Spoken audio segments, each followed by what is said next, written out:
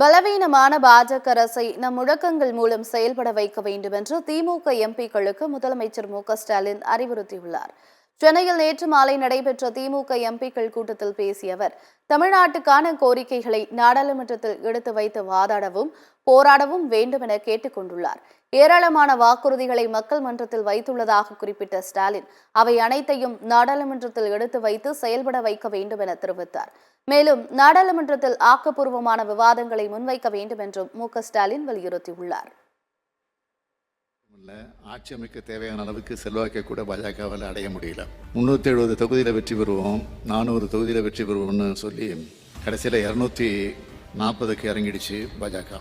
இந்த சூழலில் நாம் தமிழ்நாட்டுக்கான கோரிக்கைகளை நாடாளுமன்றத்தில் உறுதியை எடுத்து வச்சு வாதாடணும், போராடணும். ஏராளமான வாக்குறுதிகளை நாம் மக்கள் மன்றத்தில் வச்சுருக்கோம். அவை எல்லாத்தையும் நாடாளுமன்றத்தை முன் வச்சு செயல்பட வைக்கணும். பலவீனமான பாஜக அரசை நம்மோட முழக்கங்கள் மூலமாக செயல்பட வைக்க வேண்டிய கடமை உங்கள் எல்லோருக்கும் இருக்குது. நம்ம கழக தேர்தல் அறிக்கையை படியுங்க.